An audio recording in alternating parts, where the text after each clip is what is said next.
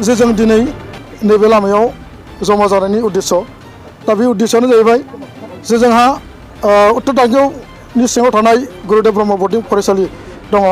दा बे स्कुलाव जोंना जेनाखि गोबां जे फरायसा फरायसुलि जे नैबे लामाजों थांलाय फैलाय जायो। दा बेखायनो जे नैबे लामाजों थांलाय फैलाय जानायाव जे जोंनि साफ्रोम फरायसा आरो फरायसुलिफ्रा जोबोद खस्थ' मोनदों। दिनै जोंनि फरायसालियाव हाबनाय स्टुडेन्टफ्रा एबसेन्ट जानानै दिनै फरायसालियाव नुजाफैनो हायाखै। दा बेनो जोंबो बिनि सायाव जोङो फरायसा आरो फरायसुलिनि सायाव गोख्रों जों मा खालामनो हायाखै।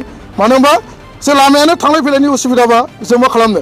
दा बेखायनो जोङो जाहाथे जोंनि जे फरायसा आरो फरायसुलिफ्रा जे नैबे लामाजोंनो थांनानै जोंनि फरायसालियाव फरायनानै जे रोंगौथि लानो हायो बेखौ जोङो नुहुरदों। दा बेनि थाखायनो आङो दिनै आसाम गभर्नमेन्ट आरो बिटिआर गभर्नमेन्ट बेखौ खावलायनो सानदों। दिनै जे नैबे लामाखौ बानायाब्ला जे जोंनि फरायसालियाव जे फरायनानै गोबां जे फरायसा फरायसुलिफ्रा मोजां जे पार्सेन्टेज लानानै जौखोन्दो लानानै मेट्रिक आनजादाव उथ्रिनानै पास जालांनो हाबाय।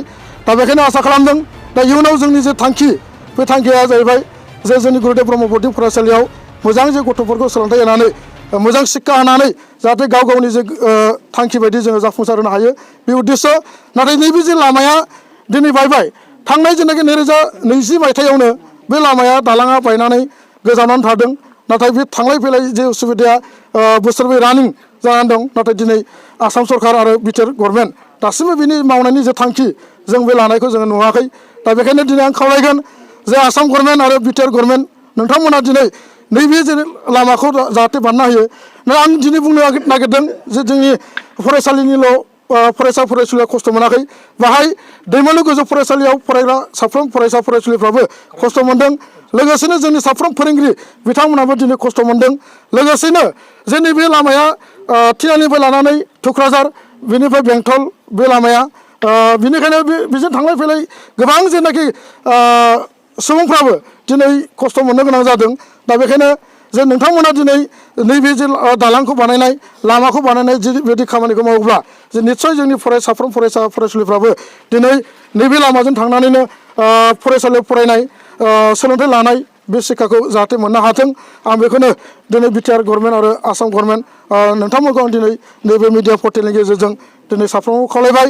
आरो नैबे जेनाखि जोङो दाखालि जोङो नुनो मोनो तिनालियाव मोनसे खाम्फा गायसननाय नैबे लामाखौ जासिगोन होननानै जों खोनानो मोनदों। नाथाय दासिमबो नैबे लामाखौ मावनायनि अन्थाइ थाइसेबो दिनै जों खोलैनाय मोनाखै आरो लहा मोनसेबो गारनाय जोङो दिनैसिम दाबो नुनो मोनाखै।